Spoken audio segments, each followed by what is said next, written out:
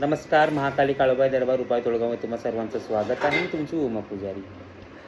काल 2 फेब्रुवारी माझा वाढदिवस होता. प्रत्यक्षपणे अप्रत्यक्षपणे खूप जणांनी मला कॉल आलेत, मेसेज आलेत, प्रत्यक्ष येऊन भेटलेत. तर तुमचे सर्वांचे मनापासून धन्यवाद. सगळ्यात प्रथम दिवसाची सुरुवात करायच्या अगोदर आज मंगळवार आहे, माघ महिन्यातला मंगळवार आहे. दावजी पाटलाची जत्रा झाली परवा दिवशीच. तर खूप छान जत्रा झाली. पालखीला आम्ही खूप एन्जॉय केलं.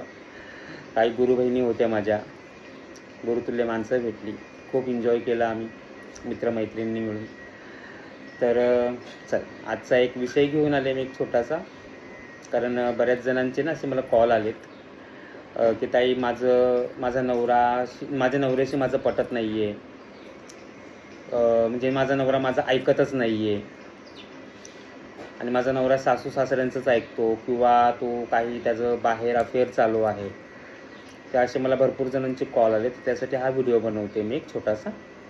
त्यात उपाय सांगते, पण उपाय करताना ह्याच्यामध्ये मी मंत्र सांगणार नाही, विधी पूर्ण सांगेन. पण त्यात मंत्र जो जपाय तो मंत्र मी सांगणार नाही. ज्यांना कोणाला मंत्र हवा असेल, जेन्युइनली ज्यांना गरज असेल, त्यांनी मला व्हॉट्सअपला मेसेज करावा.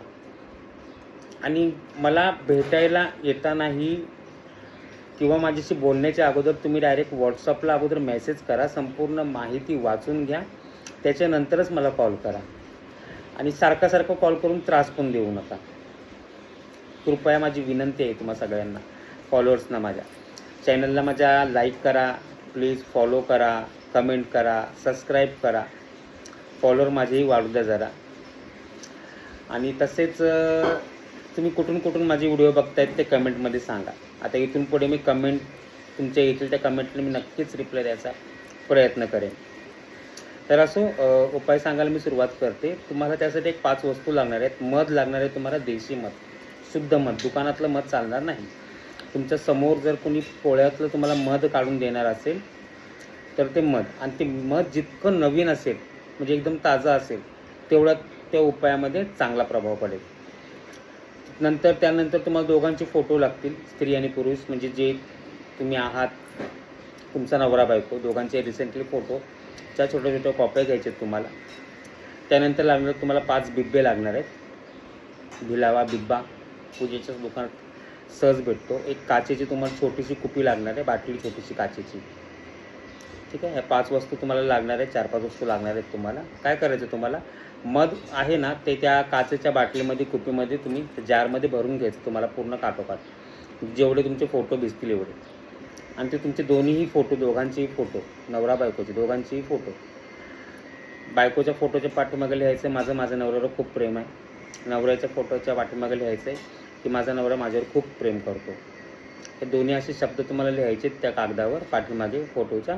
आणि दोन्हीही फोटो त्या मधामध्ये बुडवायचे आहेत तुम्हाला, समोरासमोर तोंड करून, म्हणजे समोरासमोर असे ठेवायचे.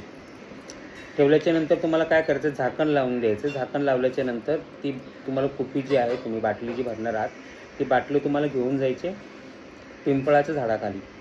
वार असेल यासाठी फक्त आणि फक्त मंगळवारच संध्याकाळी 7च्या नंतर तुम्हाला ती बाटली घेऊन जायची पूजा करून, आणि त्यात हातभर खड्डा करून, म्हणजे जेवढी ती बाटली बुडली जाईल जमिनीमध्ये तेवढा तुम्हाला खड्डा करायचा आहे. त्यामध्ये खड्ड्यामध्ये ती बाटली तुम्हाला ठेवून द्यायची. वरून पुन्हा त्याच्यावर माती टाकायची आणि काहीतरी एखादी जड वस्तू, म्हणजे दगड, त्या जागेवर तुम्हाला ठेवायचं आहे. पण हे ठेवताना एवढं ध्यानात ठेवायचं आहे, पिंपळाच्या झाडाखाली करताना पिंपळाच्या झाडाची सावली त्याच्यावर पडेल अशा ठिकाणी ते काढायचं.